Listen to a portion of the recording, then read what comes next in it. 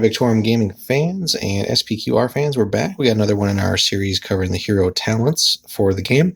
So today we're going to take a look at Shieldmaster, which is one of the smaller talent trees here, and obviously is dealing with shields. So if your hero doesn't have access to a shield, you can skip this video.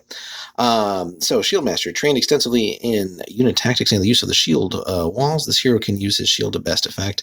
To him, it's as much a weapon as a line of defense. So we got a couple of cool abilities here. Shield Bash is just a melee action, no other requirements there.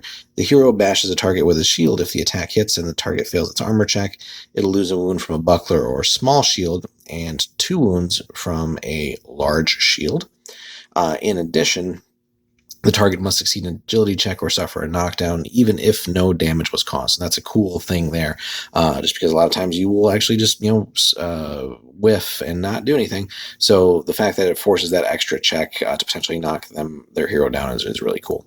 And then a key extra part why the shield bash is so good in comparison to some of the other abilities that do similar things.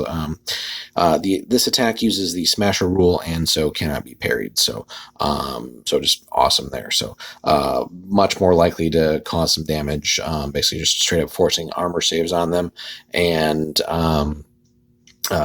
potential knockdowns as well. So if their agility is not up to snuff, you can then potentially get much better swings in at the enemy, but also at a minimum cause them to waste time on their turn having to get back up, assuming they don't have an talent that lets them do that for free.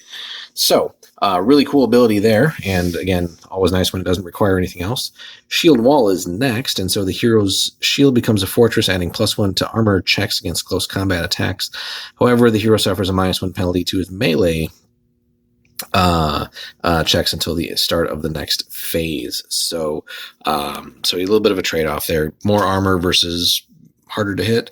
So really, I think only the gamble, unless unless you're about to die, I guess, and you feel that extra armor is going to do it for you, or you have such a ridiculously good melee check that taking a -1 penalty isn't going to hurt you there. So if you have something crazy like a melee +5, dropping down to a 4, you're still hitting on 2s. So that could be pretty cool. Then we have the last one here, which is just Shield of Steel, and this one's a special ability or special action with move. So the hero's shield provides superior protection against ranged attacks until the end of the hero's next phase. His shield grants an extra parry against ranged attacks, which is really cool. It is a little unfortunate that you have to go all the way through the talent tree to get that. That can be very cool for solo heroes that are moving out and about, that aren't necessarily tied down to leading units. Maybe they're going after flanking moves, hunting down other enemy lucid heroes, weak units, stuff like that. Really cool just having like 3 parries against range on a large shield. Really strong ability.